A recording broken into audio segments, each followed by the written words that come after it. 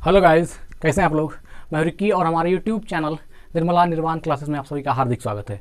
तो जैसा कि जानते हैं फिजिक्स चल रहा था और फिजिक्स में हम लोग आज देखने वाले हैं सेंट्रीपिटल फोर्स और सेंट्रीफ्यूगल फोर्स, है ना। अभिकेंद्रीय बल और अपकेंद्रीय बल दोनों को पढ़ेंगे और अच्छी तरह से पढ़ेंगे। मेरा वादा है कि जब ये वीडियो आप लास्ट तक देखेंगे तो आपको 100% कमांड हो जाएगा सेंट्रीपिटल फोर्स पर और सेंट्रीफ्यूगल फोर्स पर। एक बात। दूसरी बात क्या है, जो साइंस में क्वेश्चन पूछी जाती है सेंट्रीपिटल फोर्स से रिलेटेड और सेंट्रीफ्यूगल फोर्स से रिलेटेड, वह भी हम सारा एग्जाम्पल और जितना क्वेश्चन संभावित इससे आ सकता है उसके बारे में चर्चा हम लोग करेंगे। तो वीडियो थोड़ी सी लंबी हो सकती है, लेकिन देखिएगा पूरा। अगर पूरा नॉलेज चाहिए तो 100% वीडियो को देखिएगा। ये नहीं कि हम अपना स्वार्थ के लिए आपको कह रहे हैं, ये आपकी नॉलेज के लिए भी, आपके भविष्य के लिए भी अच्छा होगा। आइए स्टार्ट करते हैं। क्या गाइस, पहला है अभिकेंद्रीय बल, है ना, सेंट्रीपिटल फोर्स। अभिकेंद्रीय बल क्या होता है, आइए गाइस पहले देख लेते हैं। अभिकेंद्रीय बल क्या होता है? जब कोई वस्तु, है ना, जब कोई वस्तु किसी वृत्ताकार मार्ग पर, जब कोई वस्तु किसी वृत्ताकार मार्ग पर चलती है तो वस्तु के लिए स्पेशल कंडीशन चाहिए कि वो वृत्ताकार ही होगा, वृत्ताकार मार्ग ही होगा। जब कोई वस्तु किसी वृत्ताकार मार्ग पर चलती है तो उस पर एक बल वृत्त के केंद्र की ओर कार्य करता है, एक बल वृत्त के केंद्र की ओर कार्य करता है। इस बल को ही अभिकेंद्रीय बल कहते हैं। इस बल को ही क्या कहते हैं? अभिकेंद्रीय बल कहते हैं। एक वृत्ताकार मार्ग है गाइस, ये मान लीजिए कोई वृत्ताकार मार्ग है, ये सेंटर है, ठीक है। यहाँ पर कोई पार्टिकल है जो घूम रहा है v वेलोसिटी से, मान लीजिए इसका वेग v है, और यह जो इसमें चक्कर लगा रहा है, इस वृत्ताकार मार्ग पर चक्कर लगा रहा है, तो इस चक्कर लगाने के कारण क्या होता है, एक बल है ना, एक बल है जो कि अंदर की तरफ लगता है। इस बॉडी से एक बल अंदर की तरफ लगता है और इसी को हम लोग क्या बोलते हैं? अभिकेंद्रीय बल कहते हैं। तो अभी इसके बारे में पढ़ेंगे हम लोग। तो वही क्या कहा कि जब कोई वस्तु किसी वृत्ताकार मार्ग पर चलती है तो एक बल वृत्त के केंद्र की ओर कार्य करती है। कहाँ करती है? वृत्त के केंद्र की ओर, वृत्त के सेंटर की ओर, जो यहाँ ओ है, वृत्त के सेंटर की ओर कार्य करती है, और इसी बल को हम लोग क्या बोलते हैं? अभिकेंद्रीय बल बोलते हैं। तो वृत्ताकार मार्ग पर जब वस्तु घूम रही होती है तो एक बल है जो वृत्त के केंद्र की ओर कार्य करती है उस घूमने के दौरान, और उसी को हम लोग क्या बोलते हैं? अभिकेंद्रीय बल कहते हैं। तो आइए आगे भी इसको अच्छे से विस्तृत होकर पढ़ेंगे। अगला पॉइंट है, इस बल के अभाव में वस्तु वृत्ताकार मार्ग पर नहीं चल सकती, है ना, इस बल के अभाव में। और अगर यह बल ना लगे, यह जो बल सेंट्रीपिटल फोर्स जो लगता है, अगर यह ना लगे तो कह रहा है कि वस्तु वृत्ताकार मार्ग पर नहीं चल सकती है, अर्थात वस्तु वृत्ताकार मार्ग में नहीं घूम सकेगी। दूसरा कह रहा है, यदि कोई m द्रव्यमान का पिंड, है ना, कोई पिंड है, जैसे मान लीजिए यही एक पिंड है, इसका द्रव्यमान कितना है? मास मान लीजिए m है। कोई m द्रव्यमान का पिंड v चाल से, वेलोसिटी दिया हुआ v चाल से r त्रिज्या, है ना, m द्रव्यमान v चाल से r त्रिज्या के वृत्तीय मार्ग पर चल रहा है, तो उस पर कार्यकारी वृत्त के केंद्र की ओर आवश्यक अभिकेंद्र बल F बराबर क्या होगा? mv²/r, है ना। आवश्यक कार्यकारी अभिकेंद्र बल और क्या होगा? mv²/r। तो उस बल का परिकलन अगर हम करना चाहें कि वह बल कितना लग रहा है, तो मास, जो बॉडी घूम रहा है, जो पिंड इसमें सर्कुलर पाथ पर ट्रेवल कर रहा है, उसका मान लीजिए मास, और उसकी जो वेलोसिटी होगी, जिस रफ्तार से वह घूम रही है, मास इंटू वेलोसिटी का स्क्वायर बटे इसका रेडियस का मान जो होगा r का मान बटे r, है ना। तो हम क्या करेंगे? उस बल को निकाल सकते हैं। यह फॉर्मूला है, ठीक है। F बराबर mv²/r, बहुत ही इंपॉर्टेंट है गाइज। F बराबर mv²/r। किसी वृत्ताकार मार्ग पर चलते हुए किसी पिंड का अगर मास मालूम है, उसकी वेलोसिटी मालूम है, उसकी रेडियस मालूम है सर्किल की, तो उस पार्टिकल पर सेंट्रल द्वारा कितना फोर्स लग रहा है, इसको हम लोग कैलकुलेट कर सकते हैं F बराबर mv²/r से। ठीक है, ये तो अभिकेंद्र बल की बात थी। अभी अभिकेंद्र बल खत्म नहीं हुआ, सिर्फ हम पढ़ रहे हैं। अब है बात अपकेंद्र बल की, सेंट्रीफ्यूगल फोर्स, है ना। एक सेंट्रीपिटल है और एक सेंट्रीफ्यूगल है, तो बहुत कंफ्यूजन है दोनों को याद रखने में। पहले हम देख लेते हैं सेंट्रीपिटल और सेंट्रीफ्यूगल। सेंट्रीपिटल को तो पढ़ लिया, सेंट्रीफ्यूगल को भी पहले पढ़ लेते हैं, उसके बाद समझाएंगे, है ना। अभिकेंद्रीय बल सेंट्रीफ्यूगल फोर्स क्या है? और जड़त्वीय फ्रेम में न्यूटन के नियम, है ना, न्यूटन के नियम को लागू करने के लिए कुछ ऐसे बलों की कल्पना करनी होती है जिन्हें परिवेश में किसी पिंड से संबंधित नहीं किया जा सकता। परिवेश में किसी पिंड से संबंधित नहीं किया जा सकता। ये बल छद्म बल या स्यूडो, है ना, PSEUDO, स्यूडो फोर्स या जड़त्वीय बल कहलाते हैं। अपकेंद्रीय बल एक ऐसा ही जड़त्वीय बल या छद्म बल है। छद्म मतलब छलिया होता है, स्यूडो होता है ना, PSEUDO, स्यूडो माना छलिया, है ना। कहीं कहीं इसको अपकेंद्रीय बल को स्यूडो फोर्स, छलिया बल भी कहते हैं, है ना। जड़त्वीय बल या छद्म बल है। अपकेंद्रीय बल की दिशा अभिकेंद्रीय बल के विपरीत दिशा में होती है। कहीं कहीं पर कहा गया है इसको एक काल्पनिक बल। किसको गाइज? ये अपकेंद्रीय बल को कहीं कहीं पर जो है आपको छलिया बल भी कहा गया है, कहीं कहीं छद्म फोर्स कहा गया, कहीं कहीं स्यूडो फोर्स भी कहा गया है, और कहीं काल्पनिक फोर्स भी कहता है। रियल बात यह है कि जब यहाँ पर सेंटर की ओर जब ये अभिकेंद्रीय बल लगता है, अभिकेंद्रीय बल लगता है, तो यह बाहर की ओर अपकेंद्रीय बल लगता है। अपकेंद्रीय बल का स्वतंत्र कोई अस्तित्व नहीं है। यह तब होता है जब अभिकेंद्रीय बल होता है। अंदर की ओर जब कोई बल कार्य करेगा तब यह बाहर की ओर कार्य करता है, अपकेंद्रीय बल। तो इसको हम लोग समझेंगे अभी। तो एक है सेंट्रीपिटल और एक है सेंट्रीफ्यूगल। परेशानी यह होती है स्टूडेंट को कि सेंट्रीपिटल और सेंट्रीफ्यूगल कंफ्यूजन होता है। अभिकेंद्रीय अपकेंद्रीय बन जाता है, कभी कभी अपकेंद्रीय अभिकेंद्रीय बन जाता है। तो अभी के बाद आपको यह परेशानी नहीं होगी, इस बात की गारंटी मेरी है। आइए इसको समझ लेते हैं, इस प्रकार की सेंट्रीपिटल क्या है और सेंट्रीफ्यूगल क्या है, तो आपको आसान होगी। थोड़ा ट्रिक में समझ लेते हैं।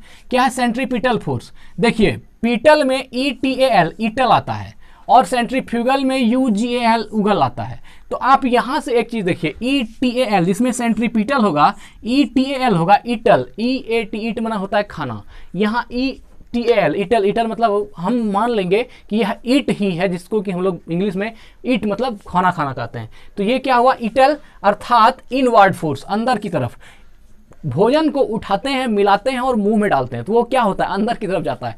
तो गाइस सेम वही चीज है, ईटल ईटल मतलब जो अंदर की तरफ बल लगाएगा वह सेंट्रीपिटल फोर्स होगा। हमारा कहना यह है कि जो ईटल, जो हम लास्ट में ये 4 वर्ड लिए, ईटल, ईट मतलब खाना होता है, और ईटल का मतलब हुआ इनवर्ड, अंदर की तरफ, मतलब जो हम भोजन लेते हैं, बना मिला के उसको मुंह से अंदर डालते हैं, खाते हैं, तो जो ईट करते हैं, तो ईटल वाला जो केस होगा वह क्या होगा? अंदर जाएगा, अर्थात अंदर की तरफ कार्य करेगा। सेंटर जो बल वृत्त के केंद्र की ओर कार्य करेगा वह सेंट्रीपिटल होगा। और सेंट्रीफ्यूगल, फ्यूगल में हम लोग UGAL को पकड़ लेते हैं। उगल, उगल का मतलब होता है किसी चीज को उगल देना, जो अंदर में है उसको बाहर कर देना, है ना। अंदर में कोई चीज खाया हुआ है तो उसको वोमिटिंग हो जाती है या उगल देता है। तो उगलने का अर्थ क्या हुआ? कि जो चीजें अंदर में उसको बाहर, किसी चीज को बाहर की तरफ उगलना। तो ये क्या हो गया? तो हो गया सेंट्रीफ्यूगल। तो सेंट्रीफ्यूगल उगल मतलब जो बाहर की ओर बल लगाएगा वह सेंट्रीफ्यूगल फोर्स है। और ईटल, सेंट्रीपिटल, ईटल का, सेंट्रीपिटल में जो ईटल है इसका अर्थ हुआ कि जो बल अंदर की ओर जाएगा, जिसको हम खा लेंगे, ईट कर देंगे, तो वह अंदर की ओर जाएगा, तो वह इनवर्ड फोर्स लगेगा और वह होगा अंदर की ओर। तो सेंट्रीपिटल जो होगा गाइज वह अंदर की ओर है, सेंट्रीफ्यूगल अर्थात उगल वह जो होगा बाहर की तरफ बल लगाएगा। तो सबसे पहला काम सेंट्रीपिटल और सेंट्रीफ्यूगल का तो काम खत्म हो गया। हमको नहीं लगता है कि जीवन में आपको कभी दिक्कत होगा सेंट्रीपिटल फोर्स क्या और सेंट्रीफ्यूगल फोर्स क्या है। हो सकता है हिंदी में आपको अभी केंद्रीय और अपकेंद्रीय में दिक्कत हो सकता है, लेकिन इंग्लिश में सेंट्रीपिटल और सेंट्रीफ्यूगल में कोई परेशानी नहीं होगी। आप सीधा समझेंगे, ईटल, ईटल मतलब खाया गया, खाया गया तो मुंह से खाया गया और वो अंदर चला गया, अंदर चला गया इस इन द सेंस कि वो अंदर की तरफ जो बल काम करेगा, है ना, जो बल अंदर की तरफ काम करेगा वह सेंट्रीपिटल होगा। और उगल अर्थात जो मुंह में चबाया गया उसको उगल दिया गया, उगल दिया गया मतलब बाहर की ओर जो काम करेगा, है ना। किसी चीज को जब बाहर की तरफ उगलना या फेंकना, UGAL लगेगा उगल, तो आखिर बाहर की तरफ फेंक देना। तो इससे क्या हुआ कि जो बल बाहर की तरफ कार्य लगे, बाहर की तरफ काम करेगा वह सेंट्रीफ्यूगल हो जाएगा। चलिए ये तो हो गया गाइस। अब यहाँ देखते हैं कि सेंट्रीपिटल और सेंट्रीफ्यूगल में सेंट्रीपिटल फोर्स होती जो, अब आप यहाँ पर एक देखिए ये फिगर बना हुआ है बैंकिंग ऑफ रोड की। बैंकिंग ऑफ रोड क्या होता है गाइस कि जब मान लीजिए कोई सड़क है, सीधी सड़क है और कहीं पर एटेंडम ये टर्न कर जाती है, कोई सड़क है जो मुड़ जाती है, ऐसे आकर के मुड़ जाती है, तो फिर आगे मान लीजिए रोड है ऐसे, तो यह जो एटेंडम मुड़ने की जो यहाँ से घटना होती है, तो हम लोग देखते हैं कि इसका किनारे में क्या करता है, इस तरफ थोड़ा सा मोटाई कर देता है। ये जो थोड़ा मोटा कर दिया जाता है इसी को हम लोग बैंकिंग ऑफ रोड कहते हैं। यह इसलिए होता है कि ताकि कोई गाड़ी वाला जब बहुत तेजी से आए तो वह सीधा बाहर ना फेंका जाए। इस पे जो है सड़क थोड़ी सी ऐसे उठा दी जाती है, मतलब ऐसे मान लीजिए ये सड़क है तो हल्का सा उठा दिया जाता है और इस लेवल पर जो है गाड़ी ऐसे पार हो जाती है। इससे क्या होता है कि आप जो गाड़ी चालक है वह फेंकाता नहीं है बाहर की ओर। तो यही ये बैंकिंग ऑफ रोड बनाया गया है यहाँ पर। इसको समझेंगे सबसे पहले हम लोग की क्या बात है। ऐसे मान लीजिए रोड है, यह छोटा सा बना लेते हैं, ये ऐसे रोड है, यह जो आगे जाकर के ऐसे मुड़ जाती है, तो हम लोग यहाँ पर देखते हैं क्या थोड़ा सा जो है यहाँ पर रोड को मोटा कर दिया जाता है ना, रोड मोटा कर दिया जाता है ताकि यहाँ से जो गाड़ी वाला आ रहा है ये सीधा बाहर ना फेंकाए और ये अंदर। तो इसी का फिगर है गाइज। तो आइए इसको हम लोग देख लेते हैं क्या है इधर।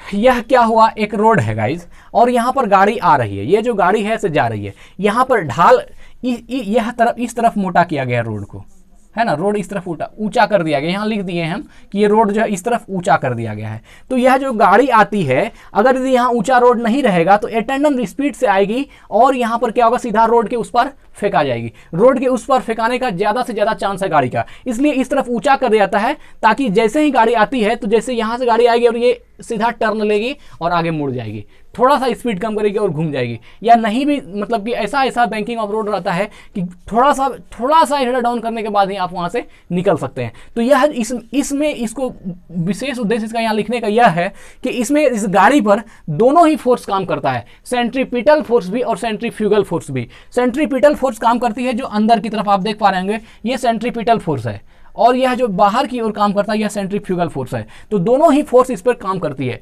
जब अगर बैंकिंग ऑफ रोड नहीं रहेगा यहाँ पर तो सेंट्रीफ्यूगल फोर्स का मान बढ़ जाएगा और गाड़ी क्या हो जाएगी, बाहर की तरफ फेंका जाएगी। लेकिन जब यहाँ पर रोड को जब ऊंचा कर दिया जाता है तो यहाँ पर क्या होता है, सेंट्रीफ्यूगल फोर्स का मान बढ़ नहीं पाता, और क्या होता है, ये सेंट्रीपिटल फोर्स जो है यह अंदर की तरफ लगता है, इसका मान बढ़ता है और गाड़ी जो है केंद्र की तरफ होता है ताकि वो जो है बाहर की तरफ नहीं फेंकाता है। लेकिन अगर यहाँ पर ऊंचा नहीं किया जाए, वह ओपन रह दिया, तो जिस स्पीड में गाड़ी आती है उतने स्पीड से सेंट्रीफ्यूगल फोर्स उस पर काम करेगी तो गाड़ी बाहर की तरफ फेंका जाएगी। यहाँ पर एक उदाहरण देखिए, रोड जो झुकाई जाती है ना, रोड इसी का बात कर रहा है। रोड जो झुकाई जाती है इन द सेंस कि जब उसको मोटा कर देते हैं, इस वाले पोर्शन को मोटा कर देते हैं, तो वही कह रहा है, रोड जब झुकाई जाती है वह इसी वजह से कि कार या गाड़ी पर पूरा सेंट्रीपिटल फोर्स लगे, है ना, कार या गाड़ी पर जो है इस पर पूरा सेंट्रीपिटल फोर्स लगे, अर्थात अभिकेंद्री बल अंदर की ओर लगे ताकि गाड़ी अंदर की तरफ रहे, ताकि गाड़ी अंदर की तरफ रहे, बाहर की तरफ पलटे ना। यह पलटने का मूल रूप से रीजन यही होता है कि यहाँ पर सेंट्रीफ्यूगल फोर्स का मान बढ़ जाता है और बाहर की तरफ फेंका जाता है। तो आप आगे देखिए, रोड के ऐसे मोड़ को सुपर एलिवेशन, है ना, सुपर एलिवेशन कहते हैं। रोड का जो ऐसा मोड़ होता है तो इस मोड़ को इंग्लिश में क्या बोलते हैं, सुपर एलिवेशन। क्या बोला जाता है, सुपर एलिवेशन कहते हैं। तो गाइज यहाँ पर ये बात सिर्फ समझने के लिए इसलिए है कि अभिकेंद्री बल कितना जरूरी होता है। अगर यहाँ पर अभिकेंद्री बल ना लगे, आप मान लीजिए कि ऊंचा ना किया जाए, अभिकेंद्री बल को पैदा ना किया जाए, तो क्या होगी, गाड़ी सीधा बाहर की ओर फेंका जाएगी। अब सेंट्रीपिटल फोर्स को और सेंट्रीफ्यूगल फोर्स को गाड़ी के तौर पर समझना चाहते हैं तो ये बात समझें। अगर आप गाड़ी के बीच में बैठे हैं, है ना, किसी आप स्कॉर्पियो या बोलेरो के बीच में आप यहाँ पर बैठे हैं मान लीजिए, या किनारे पर बैठे हैं, तो क्या होती है, जब गाड़ी यहाँ रफ्तार से घूमती है किसी मोड़ पर, बहुत तेजी से घूमती है, तो इसके अंदर बैठा हुआ आदमी को लगता है कि हम बाहर की ओर फेंका जाएंगे। यहाँ पर आप बैठे हैं तो आप फील करेंगे कि लगता है कि दरवाजा अगर यहाँ ना रहे तो हम दरवाजा तोड़ के बाहर फेंका जाएंगे, ऐसा फील होता है। तो यह जो बाहर की ओर फेंकाने वाली फील होती है कि लगता है कि एकाएक जो गाड़ी मुड़ती है और हमको लगता है कि हम धक्का खा जाते हैं गाड़ी के दीवार से और लगता है कि हम बाहर फेंका जाएंगे, तो यह जो फोर्स आप जो अनुभव कर रहे हैं वही है सेंट्रीफ्यूगल फोर्स। वही क्या है, सेंट्रीफ्यूगल फोर्स, सेंट्रीफ्यूगल फोर्स जिसको हम लोग अपकेंद्रीय बल कहते हैं, अर्थात वह बाहर की ओर लगता है। और जो गाड़ी का झुकाव जब हम बैंकिंग ऑफ रोड पर देखते हैं तो यह क्या है, सेंट्रीफ्यूगल है, मतलब केंद्र की ओर जो बल लगता है यह सेंट्रीफ्यूगल फोर्स अर्थात अभिकेंद्रीय बल है।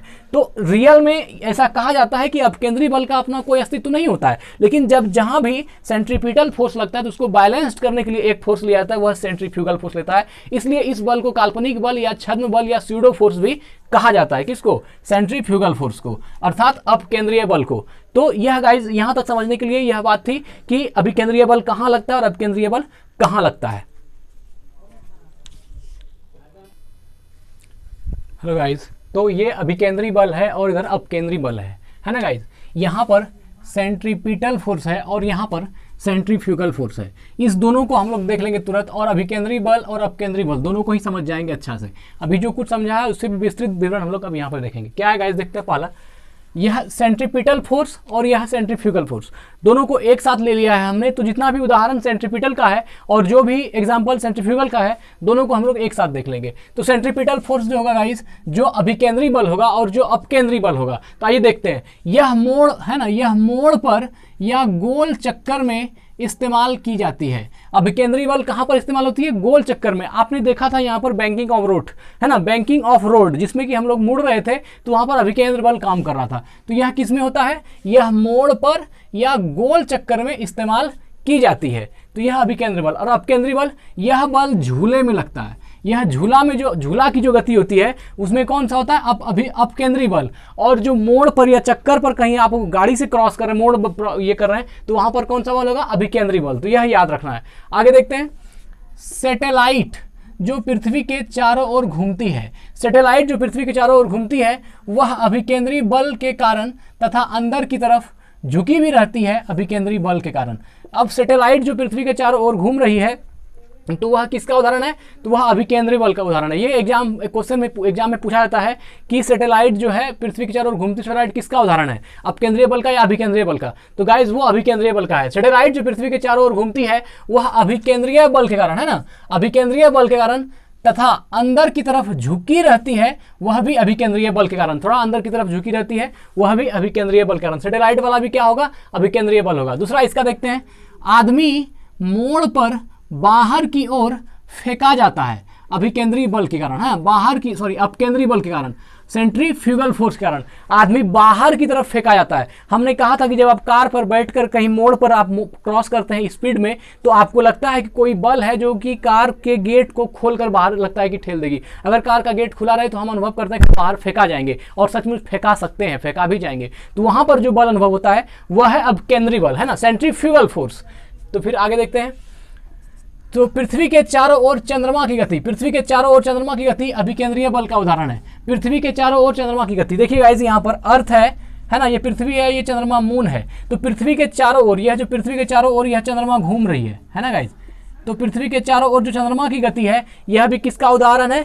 तो अभिकेंद्रीय बल का। किसका उदाहरण है? अभिकेंद्रीय बल का। आपने एक एग्जांपल देखा होगा कि जब वृत्ताकार पथ पर कोई सेंटर से यहाँ पर कोई वस्तु, मान लीजिए यहाँ पर कोई वस्तु है, तो इसको रस्सी में बांध कर जब इसे घुमाते हैं तो घुमाने के क्रम में क्या होता है कि यह वस्तु जो बाहर की तरफ फेंकाना चाहता है वह सेंट्रीफ्यूगल, यह मान लीजिए कोई वेलोसिटी है तो बाहर की तरफ सेंट्रीफ्यूगल है और जो अंदर की तरफ ये घूम रहा है यह सेंट्रीपिटल है। तो इसमें एक चीज़ जो होता है कि यहाँ पर मून, यहाँ तो कोई रस्सी नहीं है, पृथ्वी और चंद्रमा के बीच तो कोई रस्सी नहीं है। तो गाइज यहाँ पर जो काम करता है, रस्सी का जो काम करता है वह काम करता है ग्रेविटेशनल, है ना, ग्रेविटेशनल पुल। ये पृथ्वी का जो ग्रेविटेशनल पुल चांद को जो खींचे रहता है तो यह रस्सी का काम करता है, और चंद्रमा जो है पृथ्वी के चारों, ये अर्थ के चारों ओर घूमती है और अभिकेंद्र बल पैदा होता है और यह केंद्र की ओर मुड़ी रहती है। तो वही कह रहा है कि पृथ्वी के चारों ओर चंद्रमा की गति अभिकेंद्रीय बल का उदाहरण है। इसमें आवश्यक अभिकेंद्र बल अर्थात सेंट्रीपिटल फोर्स पृथ्वी द्वारा चंद्रमा पर आरोपित गुरुत्वीय खिंचाव, है ना, ग्रेविटेशनल पुल अर्थात ग्रेविटेशनल पुल के कारण होती है। यह जो ग्रेविटेशनल खिंचाव है, यह जो गुरुत्वीय खिंचाव है चंद्रमा का जो खींचे हुए है पृथ्वी, तो यह रस्सी का काम करता है। और यह जो जिस प्रकार की यहाँ पर एक वस्तु घूमती है उसी प्रकार यहाँ पर चंद्रमा पृथ्वी के चारों ओर चक्कर लगाती है, और कौन सा बल केंद्र की ओर कार्य करता है? तो वह अभिकेंद्र बल अर्थात सेंट्रीपिटल फोर्स सेंटर की ओर कार्य करता है। इसका देखते हैं, वॉशिंग मशीन में अपकेंद्रीय बल की ही कार्य करता है। वॉशिंग मशीन में कौन सा बल कार्य करता है? अपकेंद्रीय बल कार्य करता है, जो पानी को बाहर की तरफ फेंकता है तथा कपड़े को भी। अपकेंद्रीय बल उसमें जहां जहां भी लगेगा वह बाहर की तरफ काम करने में यूज होगा। वॉशिंग मशीन में भी यही कंडीशन यूज होता है। देखिए गाइस, यहाँ पर वॉशिंग मशीन है, तस्वीर फर्स्ट देखिए। वॉशिंग मशीन में क्या होता है, ये एक खुरदरा दीवार बनाई रहती है वॉशिंग मशीन की इस प्रकार, और यहाँ पर एक मोटर लगा जो घुमाने का काम करता है, इस पूरे को घुमाता है। तो इस, और हम लोग कपड़ा जो है यहाँ पर कपड़ा डाल दिए रहते हैं, तो ये क्लॉथ है, कपड़ा डालते हैं तो क्या होता है, वह गोल गोल घूमता है और कपड़ा केंद्र से दूर भागेगी, है ना, चूंकि सेंट्रीपिटल फोर्स लगता है यहाँ पर। और क्या होता है, पानी भी और कपड़ा भी दोनों ही जो है केंद्र से बाहर की ओर फेंकाता है। तो इससे क्या होता है, कपड़ा साफ हो जाता है, क्योंकि बार बार राउंड तेजी से घूमता है, और क्या होता है वहां पर सेंट्रीफ्यूगल फोर्स उत्पन्न होता है। तो वॉशिंग मशीन में अपकेंद्रीय बल, है ना, वॉशिंग मशीन में अपकेंद्रीय बल, कपड़ा केंद्र से दूर भागेगी, मतलब पीछे की तरफ, मतलब साइड की तरफ फेंकाती है, और पानी भी साइड की तरफ फेंकाती है। वॉशिंग मशीन को जब गौर से देखेंगे तो पानी भी साइड से निकलता है और कपड़ा भी। तो यहाँ पर क्या हो गया, अपकेंद्रीय बल कार्य करता है। तो वही कहा, वॉशिंग मशीन में अपकेंद्रीय बल ही कार्य करता है, जो पानी को बाहर की तरफ फेंकता है तथा कपड़े को भी। तो ऐसे भी वॉशिंग मशीन में आप जो है बहुत ज़्यादा गंदा कपड़ा साफ नहीं कर सकते हैं, क्योंकि वहाँ मान लीजिए कॉलर है, कॉलर में पूरा पसीना लगा हुआ है, गंदा कपड़ा है, तो वहाँ आप वॉशिंग मशीन आपका काम नहीं कर, वॉशिंग मशीन डालने से वो उतना साफ नहीं होता है। हाँ, ये रेगुलर जो कभी कदार कपड़ा जो कम गंदा है उसको आप यूज कर सकते हैं। आगे देखते हैं, घी से मक्खन, है ना, घी से मक्खन या नोनी या दही से मक्खन निकालने में, है ना, घी से मक्खन निकालने में या दही से मक्खन निकालने में अपकेंद्रीय बल ही कार्य करता है। दही से या घी से जब मक्खन निकालने की बात होती है तो कौन सा बल काम करता है? सेंट्रीफ्यूगल फोर्स, है ना, अपकेंद्रीय बल काम करता है। देखिए गाइस, यहाँ दही से मक्खन निकाला जा रहा है ना, ये मान लीजिए दही है, यहाँ पर दही लिखा गया है, और इसको जब बीच में वो डाल करके डंडा ऐसे घुमाया जाता है तो क्या होता है, मक्खन बाहर की तरफ फेंका जाता है, और मक्खन बाहर की तरफ फेंका जाता है और उससे क्या होती है, बाद में उसकी दीवारों से मक्खन को जो है पोंछ कर निकाल लिया जाता है। तो इससे क्या होती है, यहाँ पर भी जो दही से मक्खन निकालने में या नोनी से या घी से मक्खन निकालने में भी जो काम होगा वह भी किसका होगा, अपकेंद्रीय बल का उदाहरण होगा। अपकेंद्रीय पंप में, है ना, अपकेंद्रीय पंप में अपकेंद्रीय बल का कार्य होता है। अपकेंद्रीय पंप जो है यह भी अपकेंद्रीय बल के सिद्धांत पर कार्य करता है। सर्कस में मौत का कुआं अपकेंद्रीय बल का उदाहरण है। सर्कस में जो मौत का कुआं आप देखते हैं, जो पूरा कुआं सा बना रहता है और उसमें बाइक या कार जो उसके उस पर घुमाई जाती है उसकी दीवार पर, तो वह भी किसका उदाहरण है, अपकेंद्रीय बल का अर्थात सेंट्रीफ्यूगल फोर्स का उदाहरण है। साथ ही आपने दल घटनी भी देखा होगा, जिससे कि हम लोग दाल घाटते हैं। दल घटनी का काम जैसे प्रेशर कुकर, दाल बन जाने के बाद प्रेशर कुकर में दल घटनी को डालकर ऐसे ऐसे घुमाया जाता है, तो वहां भी जो फोर्स काम करता है वह भी आपका कुकर, ये मान लीजिए प्रेशर कुकर है गाइस, और इसमें जब दल घटनी को डाल के घुमाते हैं तो यहाँ पर क्या होता है, जो इसके बाहर की तरफ सेंट्रीफ्यूगल फोर्स काम करता है, और क्या इसके बीच में जो दाल पिसाया जाता है और ये बाहर की तरफ फेंकाता है, इससे क्या होता है, दाल कुकर में टकरा करके और महीन हो जाता है और घाटने में जो है घाट कर दाल को महीन बनाया जाता है। तो ये दल घटनी का भी उदाहरण जो है यह किसका है, अभिकेंद्रीय बल का। दही से मक्खन निकालने में भी अभिकेंद्रीय बल का, और वॉशिंग मशीन में भी अभिकेंद्रीय बल का काम है, और सर्कस में मौत का कुआं में भी अपकेंद्रीय बल का, हम अभिकेंद्रीय बोल दिए। तो ये सभी किसका उदाहरण है, सेंट्रीफ्यूगल फोर्स का। इस तरफ जितना भी है वो सेंट्रीफ्यूगल फोर्स का उदाहरण है। चाहे दही से मक्खन हो, दाल को जो है प्रेशर कुकर में हमको महीन करना हो, या कपड़े की सफाई हो, ये सभी किसका है, सेंट्रीफ्यूगल फोर्स अर्थात अपकेंद्रीय बल का उदाहरण है। अब यहाँ और एक है ना, क्रीम पृथक्कारी मशीन, एक जो होता है क्रीम को अलग करने के लिए, क्रीम पृथक्कारी मशीन में भी अपकेंद्रीय बल का उदाहरण है। क्रीम पृथक्कारी मशीन भी अपकेंद्रीय बल का उदाहरण है। अब यहां देखते हैं गाइस, अब है न्यूक्लियस, है ना, न्यूक्लियस नाभिक। न्यूक्लियस के चारों ओर इलेक्ट्रॉन की वृत्तीय गति के लिए आवश्यक अभिकेंद्र बल धन आवेशित तथा ऋण आवेशित इलेक्ट्रॉन के बीच विद्युत आकर्षण के कारण होता है। विद्युत आकर्षण के कारण होता है। यहाँ गाइस देखिए चित्र 2 को, यह न्यूक्लियस है ना, न्यूक्लियस है और इसके चारों ओर इलेक्ट्रॉन चक्कर लगा रही है। इलेक्ट्रॉन कुछ वेलोसिटी चक्कर लगा रही है, मान लीजिए इलेक्ट्रॉन चक्कर लगा रही है, तो यहाँ पर जो रस्सी का काम करता है यह विद्युत आकर्षण बल करता है। और यह जो उदाहरण है यह किसका है, अभिकेंद्रीय बल अर्थात सेंट्रीपिटल फोर्स का उदाहरण है। नाभिक, आपसे क्वेश्चन आएगा, नाभिक के चारों ओर इलेक्ट्रॉन की गति किसका उदाहरण है, अपकेंद्रीय बल का, अभिकेंद्रीय बल का। तो क्या मानना है, यह अभिकेंद्रीय बल का, है ना, सेंट्रीपिटल फोर्स का उदाहरण है। न्यूक्लियस के चारों ओर इलेक्ट्रॉन की गति किसका उदाहरण है, तो यह न्यूक्लियस, यह जो है सेंट्रीपिटल फोर्स अर्थात अभिकेंद्रीय बल का उदाहरण है। और इसमें जो रस्सी का काम करती है विद्युत आकर्षण बल, न्यूक्लियस की तरफ जो केंद्र की ओर बल कार्य करता है और यह विद्युत आकर्षण बल से जुड़ा रहता है, कौन, नाभिक से इलेक्ट्रॉन, और इसी के अलॉन्ग जो है चक्कर लगाती है। आगे देखते हैं, पृथ्वी को सूर्य के चारों ओर घूमने के लिए अभिकेंद्र बल चाहिए।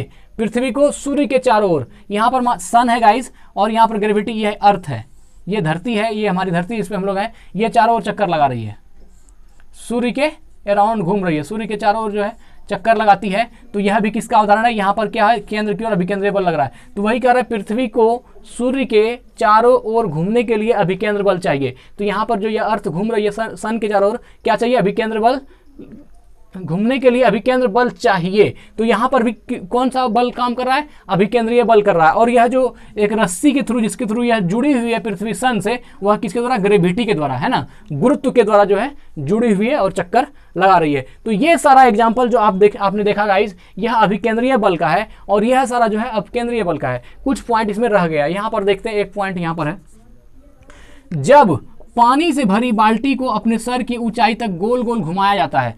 हाथ में बाल्टी को पकड़िए और ऐसे पकड़ करके गोल गोल घुमाइए, तो इससे क्या होता है, बाल्टी में जो रखी पानी है वो बाहर की तरफ नहीं गिरती है, और बाल्टी गोल गोल घूम भी रहा है फिर भी पानी नहीं गिरती है। हमें आश्चर्य होता है कि पानी गिरा क्यों नहीं। इसके पीछे रीजन यह होती है गाइस कि जब बाल्टी को गोल गोल घुमाया जाता है तो उसमें एक बल उत्पन्न होता है, जो बाल्टी पर 2 बल काम करता है। एक तो जो बाल्टी जो घूमने का कारण है, एक बल जिसके कारण बाल्टी घूम रही है वह अभिकेंद्र बल है, और एक बल जिसके कारण पानी नहीं गिर रहा है वह अपकेंद्र बल है अर्थात सेंट्रीफ्यूगल फोर्स है।